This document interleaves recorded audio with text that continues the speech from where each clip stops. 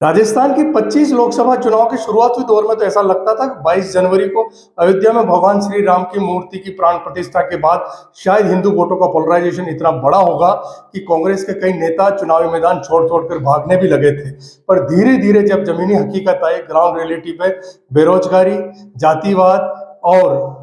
महंगाई का मुद्दा धीरे-धीरे पेनिट्रेट करने लगा और धीरे-धीरे स्थितियां ये बनती गई कि कांग्रेस और कांग्रेस के अलायंस लगभग 5-7 सीटों पर बड़ी चुनौती बीजेपी के सामने खड़ी करते हुए नजर आए। अगर सबसे बड़ी बात करूं तो मैं जैसलमेर बाड़मेर में जहां रविंद्र सिंह भाटी जो निर्दलीय चुनाव जीते थे शिव से, उन्होंने निर्दलीय ताल ठोकी और एक बार तो ऐसा लगा कि रविंद्र सिंह भाटी कांग्रेस के उम्मीदवार राम बेनीवाल और बीजेपी के कैलाश चौधरी से बहुत आगे निकल जाएंगे। पर चुनाव आने के ठीक 2-3 दिन पहले जाट लोगों ने ये डिसाइड किया कि ये सीट राजपूतों से छीनकर जाटों के पक्ष में आई, अब वापस हम राजपूत के पक्ष में नहीं जाने देंगे। जाट वोटों का पोलराइजेशन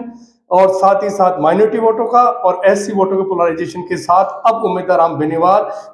जैसलमेर बाड़मेर में आगे नजर आते हैं। पर ठीक इसके उलट डूंगरपुर बांसवाड़ा में कोशिश तो की थी, कांग्रेस ने अलायंस किया था भारत आदिवासी पार्टी के साथ, पर वो अलायंस उनका पूरी तरह से सफल नहीं हो पाया और भारतीय जनता पार्टी के मनजीत मालवीय यहाँ आगे नजर आते हैं। पूरी तरह से राजस्थान का जो और पश्चिमी राजस्थान विशेष रूप से शेखावटी का जो चुनाव था, चाहे वो चूरू की हो, चाहे सीकर हो, चाहे झुंझुनू हो, जाट पॉलिटिक्स के आसपास घूम रहा। यूं लगे कि जातीय समीकरण में ये राजस्थान का लोकसभा चुनाव उलझ कर रह गया। ऐसा लगता है कि राष्ट्रीय मुद्दे हो चाहे क्षेत्रीय मुद्दे हो, इस बार ज्यादा प्रभावी नहीं है। अगर जातवाद का असर कहीं नहीं देखा गया तो यूं कह सकता हूं कि राजस्थान के भीलवाड़ा लोकसभा क्षेत्र में जब इस बार जो चुनाव लड़ा उसमें कांग्रेस के सबसे बड़े कद्दावर नेता जो एआईसीसी के जनरल सेक्रेटरी रहे, केंद्रीय मंत्री रहे, डॉक्टर सीपी जोशी ने चुनाव लड़ा, पर उनको आशातीत ब्राह्मणों का उतना समर्थन नहीं मिला शायद जितनी वो उम्मीद करके भीलवाड़ा आए थे। ये बात सही है कि राजस्थान में पिछले चुनाव में सर्वाधिक वोटों की जीत का अंतर भीलवाड़ा में 6,12,000 वोटों का रहा था।